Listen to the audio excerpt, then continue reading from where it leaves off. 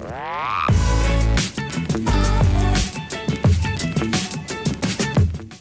what's going on, guys? My name is KarQ, and welcome to the One Junkrat Tip 2020 updated version featuring none other than Jake. Hello, KarQ fans. I'm Jake, aka JUNKRAT, and I'm here to provide you one Junkrat tip for every hero in the game. Let's kick things off with the general tip, the one-shot burst combo. The way it works is shooting a primary fire, then throwing a concussion mine and detonating it as soon as the primary fire connects on the enemy. You'll be able to do 250 damage burst if the mine is placed absolutely perfectly. And with that, guys, we have very detailed matchup tips coming right up. Professor Jake's got you covered, so get your pencils and papers out and let's get started. The most important tip against D.Va is dealing with her when she's diving you. It's very important to not panic. Most D.Vas are going to fly at you and use Matrix right when they get close.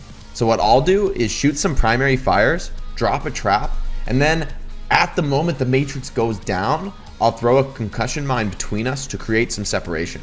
The key to this separation play is to jump backwards. So the mine boops D.Va away from you while also jumping you backwards as well. Again, don't panic and don't throw away your conch mines into her defense matrix. That's how you're gonna die to D.Va. All right, our second hero is Orisa.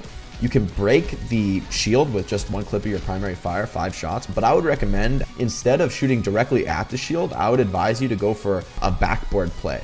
So when I say backboarding play, I mean shoot at a wall behind the Orisa and set yourself up so the pipes can bounce and hit her in the back. And more important than hitting Orisa is when her teammates are all grouped up on that shield, thinking they're safe because the shield is still up, instead of breaking the shield in the front, which will cause them to scatter and go hide, if you shoot the pipes on a wall behind and they're bouncing backwards and hitting those supports and those DPS in the back, you can find kills before the shield even goes down. And if you miss the actual players, the pipes are still going to bounce backwards and hit the shield from behind. It's just pretty much better in all senses so that you're getting pickoffs on their damage dealers, on their supports, putting pressure on them rather than just breaking shield, because it's always better to get kills than breaking a shield.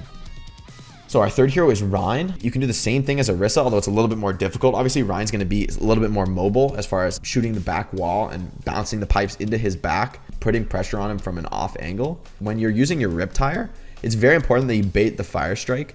You want to be ready for it, because if you just drive straight at him, he's probably going to have that fire strike and he's going to give it a shot.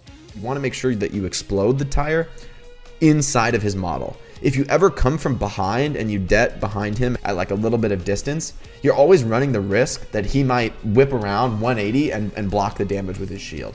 But you need to make sure that it's like inside of him so that it's impossible for him to block it with the shield. Tip for Roadhog is that Tire does a perfect 600 damage, so it's possible to one-shot a full HP Roadhog.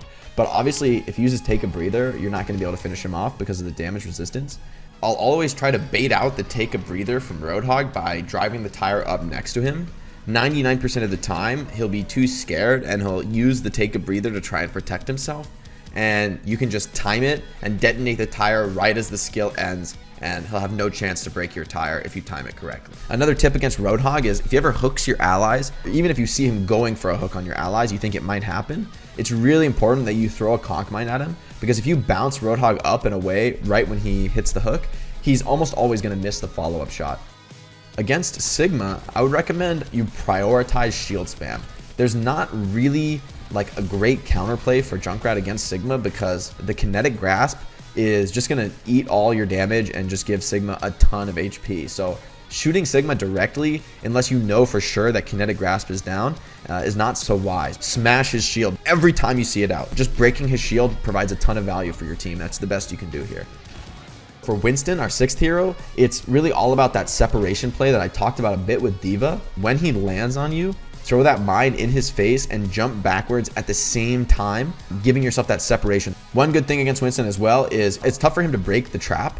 He has to sit around for a little bit zapping it. So if you drop a trap in its small doorway, there's no way he can really effectively chase you. Generally playing against Winston, I'll try and have a preemptive trap near my feet where I think he wants to jump and try to catch him in it, because you can certainly burst him down if he's ever caught your trap.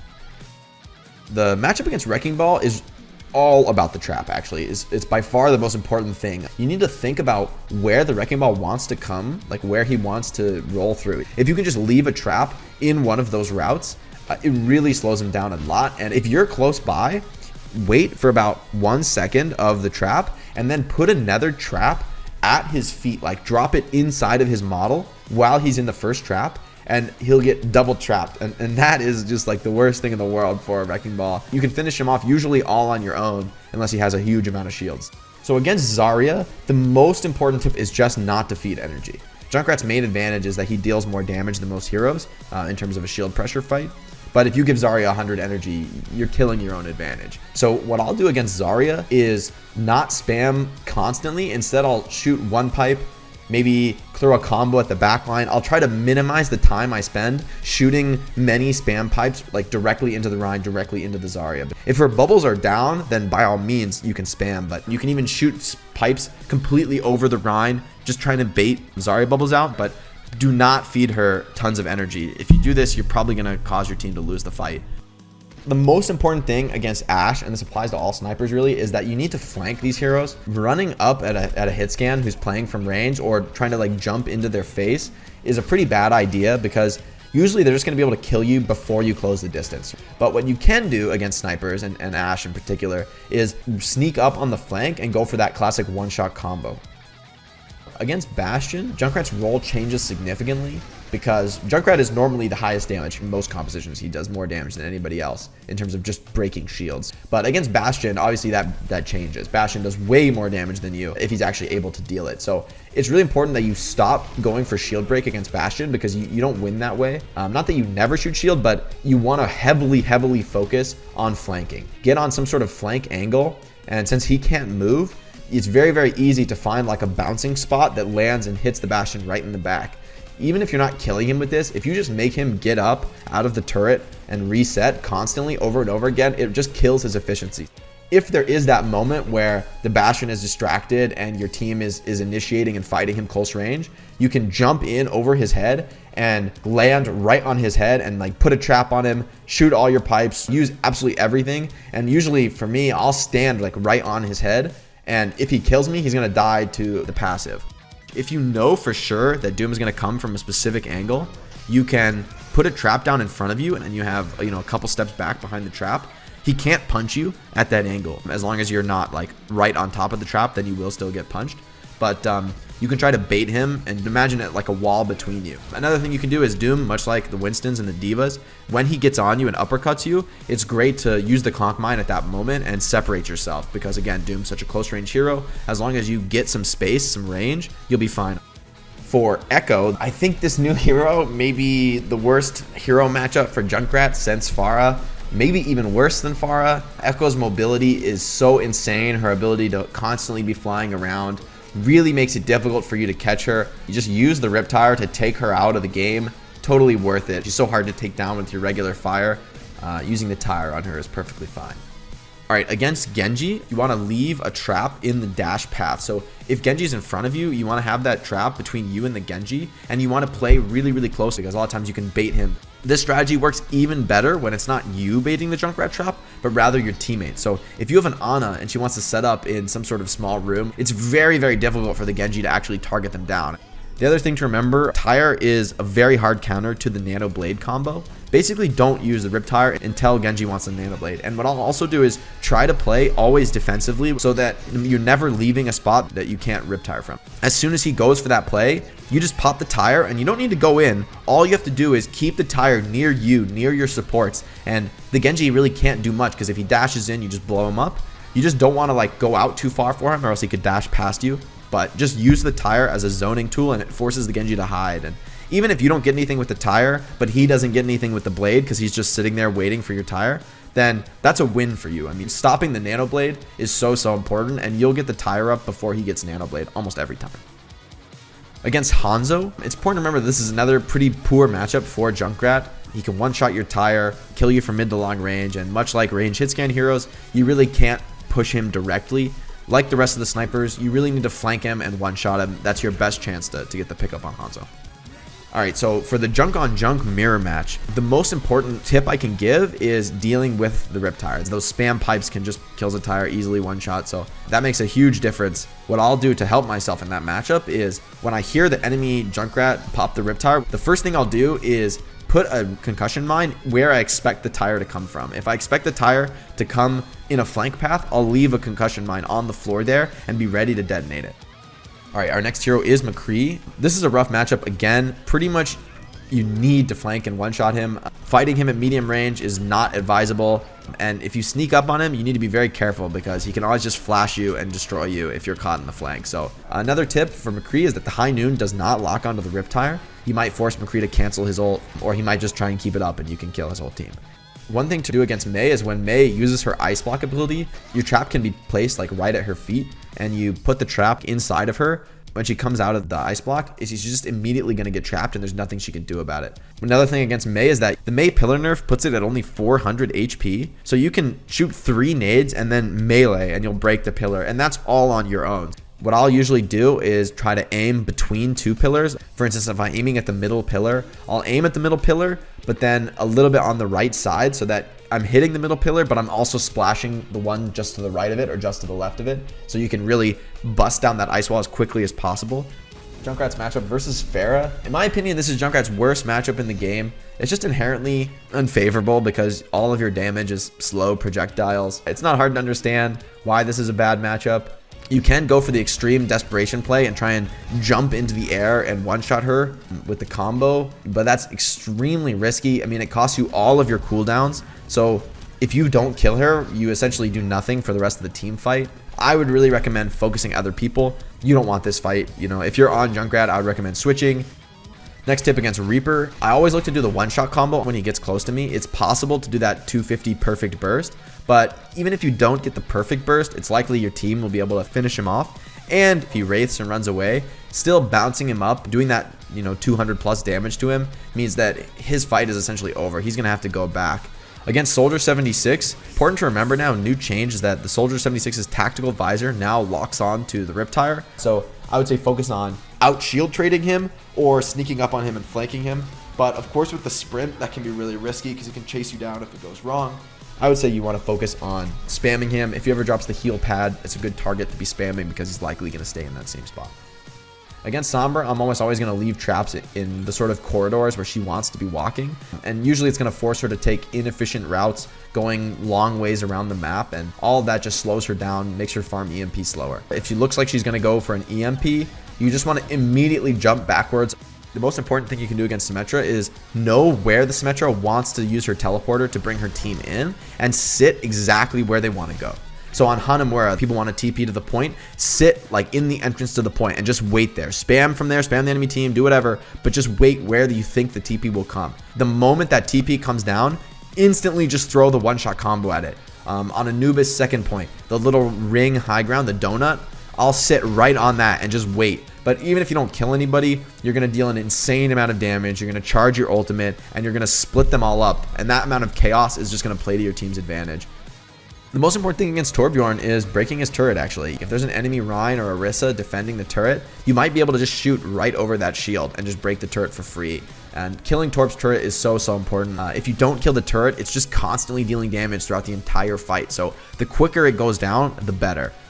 Okay, so our next tip is against Tracer. This is a weird matchup for Junkrat. It can be really lopsided one way or the other. Usually you're either going to kill her really quickly or she could dance around you all day. So what I'll usually do against Tracer is try to fight in enclosed spaces where she has less mobility to blink. Like if you're out in the open field, it's very hard to fight a Tracer. She has a big advantage on you. But if you're in a small room or a corridor, she really is going to struggle to dodge all your pipes. Another little tip is that I'll always pre-fire where I think she's going to blink.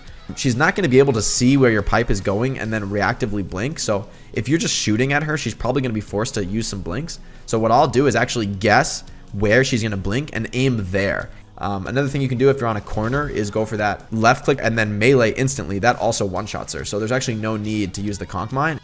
Against Widowmaker, another pretty bad matchup at long range. Obviously, you don't do anything at long range, and Widow can cut you down easily. So flank and one shot like all the snipers.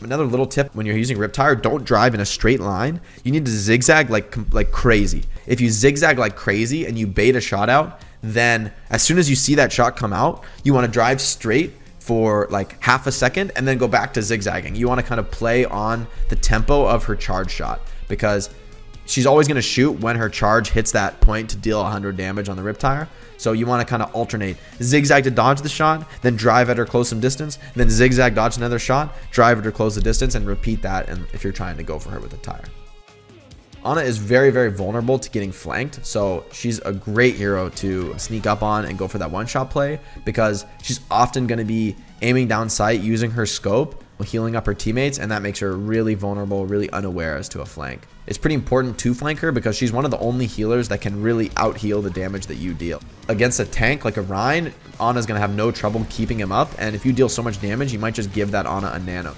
The most important tip against Baptiste is to bait out the immortality field before using your Riptire. The immortality field is just the ultimate counter to Riptire. If you detonate your tire on the lamp and there's like 6 players inside of it in a safe spot where your team can't follow up, not only are you not going to kill anybody, but you're also going to let the Baptiste heal everyone up back to full, and that's like a free ultimate for him. So it's actually better to lose the tire in that circumstance. Another thing you can do against enemies that are in the immortality field is you can sneak up on them and bounce them up in the air out of the effective range with a concussion mine. The most important thing now with the new patches to Brigitte is that you can destroy her shield incredibly quickly. If you break her shield, it kills her mobility because she can't bash anymore, especially if she's ever chasing you down. It's very easy to do the separation play on her. She's also very, very poor at dealing with traps. So you can always drop a trap in a doorway and run away, and she has to hit it 3 times in order to get through it. So that's really going to slow her down. One of the best plays you can make on Lucio is if he's going to drop the sound barrier and you're close by, throw a concussion mine under him and bounce him up into the air. Even if you can't kill him, bounce him once and then throw another mine, bounce him again. That beat is going to take so long to land. The reason he was using the beat has probably lost meaning, right? Like if your teammates were getting somebody low and then he drops the beat to save them, if you can just bounce him up into the air and delay that beat, your teammates are probably going to be able to get that pick off before the beat comes down. And it also gives your team a ton of time to react. Another thing you can do against Lucio, if you're not close enough to make that play, is that when Lucio drops the beat, you want to go for a safe spot, wait 2 to 3 seconds, and then pop the Riptire right as that beat is running out. Because usually when a team gets a sound barrier, they're going to be speed boosting in, they're going to be diving into that back line, and they're going to be overextended. So if you pop the tire just as it's running out of shields, then the enemy is going to be overconfident right at that moment, and they're going to be close to you, but the beat won't protect them anymore because it's timing out. Against Mercy, if she ever uses Valkyrie, you just need to run. It's almost impossible to hit a Mercy if she's actually good and flying around the air.